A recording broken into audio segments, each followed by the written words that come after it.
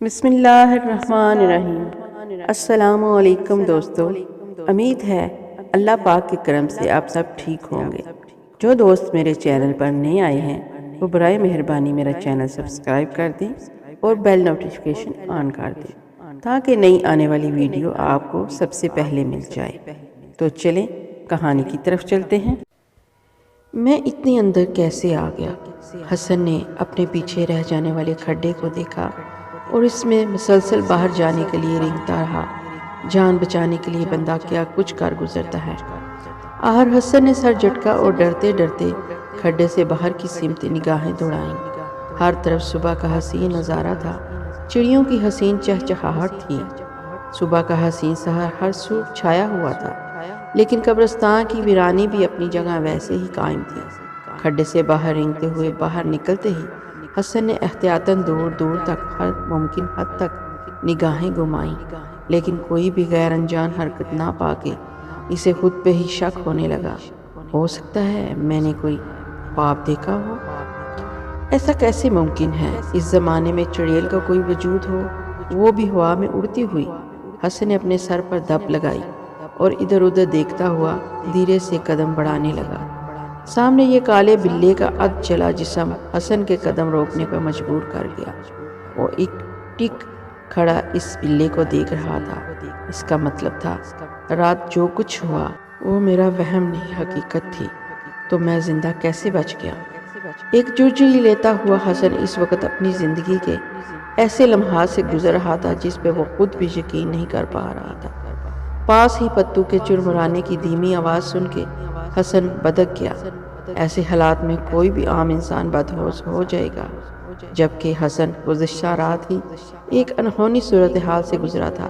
اس نے قدموں کی تیزی سے اپنی جانب بڑھتی ہوئی آواز کو ذہن میں رکھا اور چوکنے انداز میں دائیں سمت دیکھنے لگا۔ لمحہ بھر بعد ہی ایک ادھیڑ عمر کے چچا ہانپتے کانپتے تیزی سے چلتے ہوئے دکھائی دیے۔ تم ٹھیک ہو پتر؟ چچا نے چور نگاہوں سے ارد گرد دیکھتے ہوئے سوال پوچھا۔ میں تو ٹھیک ہوں چچا، لیکن حسن کی ڈھارس بندھی قبرستان والے چچا کو دیکھ کے، جو پتہ نہیں کب سے اسی قبرستان میں چوکیداری کرتے تھے۔ حسن اپنے بچپن سے ان کو دیکھ رہا تھا۔ تمہیں معلوم ہے چچا، رات میں ادھر، چچا نے بے ساختہ اس کی بات کاٹی۔ بس باقی باتیں بعد میں، ابھی نکلو ادھر سے۔ چچا نے ہاتھ اٹھا کے حسن کی بات کاٹی اور پھرتی سے اس کا ہاتھ تھام کے آگے کو روانہ ہوئے۔ لیکن چچا وہ بات تو سنیں۔ حسن کے لیے رات کے پراسرار واقعے کے بعد ممکن نہیں تھا خاموش رہنا، جبکہ 2 قدم کے فاصلے پہ ہی ادھ جلا بلہ بھی بڑا ہوا تھا۔ ہاں سن لوں گا، ادھر سے تو نکلو، چچا نے اپنے بڑھتے ہوئے قدموں کو روکے بنا بولا۔ وہ رات حسن، چچا نے تیکھی آواز سے پکارا، خاموش رہو اور چلتے رہو۔ حسن مصلحتاً خاموش ہو گیا۔ چلتے چلتے چچا نے ایک دم حسن کو دیکھا اور شاید اسے اپنے رویے کا احساس ہوا۔ اسی بنا پہ مسکراتے ہوئے مخاطب ہوا، ناراض نہ ہو پتر، بس یہ یاد رکھو ہر چیز کا کوئی نہ کوئی رکھوالا ہوتا ہے، اور ہر دکھائی دینے والی کہانی کے پیچھے بھی ایک کہانی ہوتی ہے۔ اس جگہ کو رکھوالی کی کیا ضرورت ہے چچا؟ حسن نے ماحول کی سنگینی کم کرنے کی خاطر بشاشت سے کہا، اور قبرستان کی کون سی کہانی ہونے لگی؟ اب اسی جگہ کو سب سے زیادہ رکھوالی کی ضرورت پڑتی ہے پتر۔ کب کوئی گندا عمل؟ چچا نے ایک دم اپنی بات روک کے حسن کو آگے جانے کا اشارہ کیا۔ باقی باتیں بعد میں، تم ادھر سے نکل جاؤ۔ بس اب وہ چچا، مجھے حاجت ہو رہی ہے۔ حسن کو مسانے پر بوجھ محسوس ہوا تو مجبوراً چچا سے باتھ روم کا پوچھنا پڑا۔ گاؤں ابھی بھی دور تھا۔ چچا نے حسن کی بات سمجھ کے گردن ہلائی اور اپنے ایک کمرے کے بنے گھر کی سمت رخ کیا، جو قبرستان کے بالکل شروع میں اینٹیں ایک کے اوپر رکھ کے دیواروں کی شکل دے کے گھر کی شکل دینے کی بھونڈی کوشش کی تھی۔ چچا کے لیے یہ بھی غنیمت تھا۔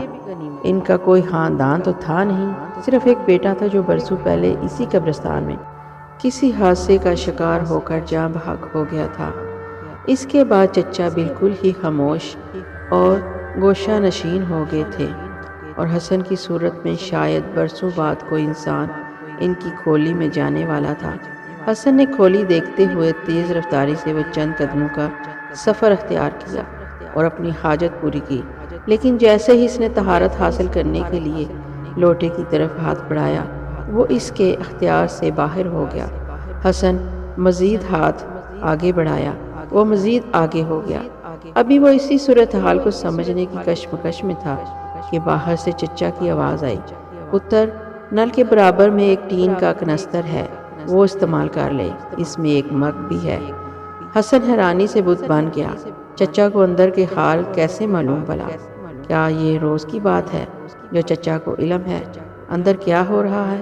اس نے پھرتی سے طہارت کی اور نامحسوس طریقے سے لوٹے کی طرف دیکھتے ہوئے باہر کی سمت بڑھا۔ باہر چچا ایک کونے میں کھڑے آسمان کی سمت دیکھ رہے تھے۔ حسن کو لگا وہ اسے نظر انداز کرنے کی کوشش کر رہے ہیں۔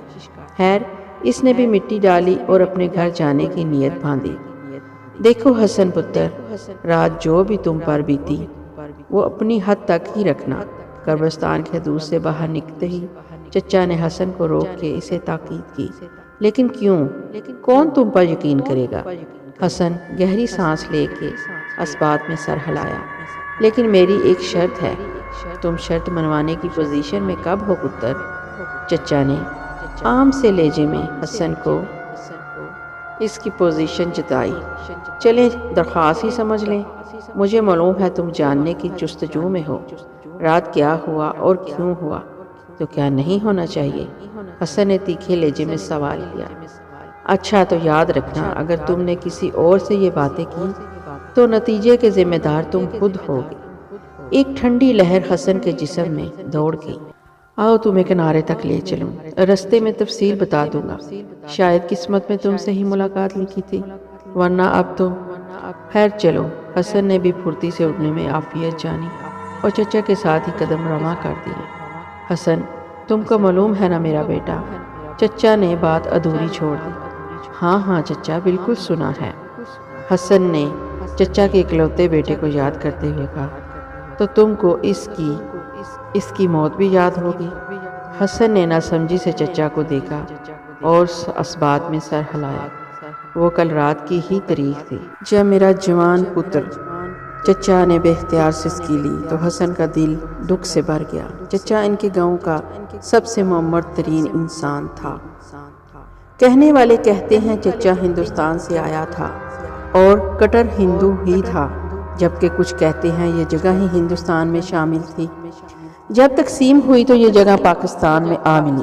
اس مجذوب بندے کا پورا خاندان مر گیا تھا، اسی لیے وہ تنہائی پسند ہو گیا تھا۔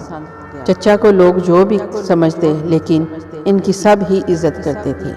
وہ بہت خاموش طبع انسان تھا، خاص طور پر جوان بیٹے کی موت کے بعد بالکل ہی خاموش ہو گیا تھا۔ جبکہ کہنے سننے والے بولتے رہتے ہیں انہوں نے چچا کا بیٹا کبھی نہیں دیکھا، لیکن قصبے کے دوسرے بزرگ لوگ اس بات کی تصدیق کرتے تھے کہ انہوں نے چچا کے ساتھ ایک لڑکا ضرور دیکھا ہوا ہے۔ اب وہ اس کا سگا بیٹا تھا یا لے پالک یا چچا کے کسی رشتہ دار کا، اس کا پکا علم کسی کو نہیں تھا، بلکہ کسی ایک شخص کو بھی چچا کا اصل نام معلوم نہیں تھا۔ غرض جتنے منہ اتنی باتیں، لیکن یہ بات برحق تھی کہ نہ کسی کو اس کی ذات سے تکلیف تھی اور نہ ہی وہ کسی کو کچھ بولتا تھا۔ الٹا اس کی موجودگی سے رستہ بھٹکنے والے اکثر قصبے کی سمت آ جاتے تھے۔ دوسرا وہ بروقت اطلاع دے دیتا تھا کہ اگر کسی کے پیارے کی قبر اکھڑ جائے یا تیز بارش سے کوئی قبر بیٹھ جائے۔ ویسے بھی چچا سارا دن اپنے ٹھکانے پر رہتا تھا، کبھی کسی چیز کی اشد ضرورت ہوتی تو قصبے کی حدود میں پایا جاتا تھا، ورنہ وہ اکیلا ہی خوش تھا شاید۔ خیر اس وقت حسن چچا کے سامنے بیٹھا گم سم حساب کتاب میں مصروف تھا۔ تجھے کیسے معلوم چچا ادھر رات کچھ ہوا تھا؟ ایک دم حسن کو خیال آیا، اس نے تو ابھی تک کوئی بات ہی نہیں کی، تو چچا کو کیسے اندازہ ہوا؟ پتر پہلے مجھ سے وعدہ کر، پھر ہی اس لال ٹین والی بچی کے بارے میں بتاؤں گا جس کی تو نے بات سنی ہوگی۔ تو چچا کل جو کچھ ہوا وہ حقیقت تھی؟ حسن کا دل اچھل کے حلق میں آ گیا۔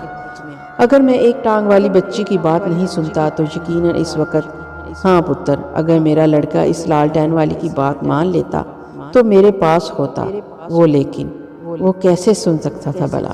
اس کی قسمت میں ہی چچا نے شاید میرے ذہن کو پڑھ لیا تھا، لیکن میرا مطلب ہے آج کل کے زمانے میں ایسی باتیں وہ ذہن نہیں مانتا نا چچا۔ چچا نے مسکراتے ہوئے حسن کی سمت دیکھا۔ ہاں پتر، تم جیسے پڑھے لکھوں کے لیے ایسی باتیں کہاں ماننے والی ہوتی ہیں، لیکن تم بتاؤ، جو کل تمہارے ساتھ ہوا، اگر کوئی اور قسمیں اٹھا کے بھی بولے گا تو تم یقین کرو گے یا اس کا مذاق اڑاؤ گے؟ چچا نے سادگی سے سوال کرتے ہوئے حسن کو آئینہ دکھایا۔ پتر، ہر دور میں سفلی، جادو، تویزوں والے لوگ موجود ہوتے ہیں، اسی لیے تو شیطان سے پناہ مانگنے کا حکم ہے، اور اسی کام کے لیے شر پسند لوگوں کا پسندیدہ مقام یہ ہے۔ چچا نے پیچھے قبرستان کی طرف اشارہ کیا۔ تو وہ تھا کیا آخر؟ حسن نے لاچاری سے تقریباً چیختے ہوئے کہا۔ وہ درخت سے لٹکی الٹی چڑیل کون تھی؟ وہ بلا کیا تھا؟ میں پاگل ہو جاؤں گا۔ حوصلہ پتر، حوصلہ، وہی تو بتا رہا ہوں۔ چچا نے ایک نظر حسن کو دیکھا اور کھیتوں کے سلسلے کی طرف دوسری نظر ڈالی۔ آؤ ادھر آ جاؤ، ادھر بیٹھ جاتے ہیں، اب کوئی ڈر نہیں ہے، گزر گئی ہے وہ رات۔ ہاں چچا، میرے سر میں درد ہو رہا ہے، چائے بھی پیتے ہیں اور تم میرے سوالوں کا جواب بھی دینا۔ حسن نے سر دباتے ہوئے لاچاری کے ساتھ پاس کھڑے ہوئے اس انسان کو دیکھا جس کی آنکھوں میں جیسے زندگی کی کوئی رمق موجود نہ ہو۔ چائے؟ چچا نے رک کے حسن کو دیکھا اور مسکرانے کی ناکام کوشش کی۔ اب چائے پینے کی حاجت ہی ختم ہو چکی ہے پتر، لیکن چلو تم تو پی سکتے ہو۔ حسن نے اپنے لیے ایک کپ کا کہا اور منتظر نظروں سے گمسم بیٹھے چچا کو دیکھا جو جڑیوں سے بھرے ہاتھوں کو ایک ٹک دیکھ رہا تھا۔ یہاں تک کی کہانی آپ کو کیسی لگی دوستو؟ کمنٹ باکس میں اپنی رائے کا اظہار ضرور کریے گا، اور پلیز مجھے سپورٹ کریے گا، کیونکہ مجھے آپ کی سپورٹ کی ضرورت ہے۔ پھر ملیں گے انشاءاللہ کسی اور نئی اچھی سی کہانی یا واقعے کے ساتھ، اور اس کہانی کا نیکسٹ پارٹ بھی جلدی لاؤں گی۔ پھر ملیں گے انشاءاللہ۔ اللہ حافظ۔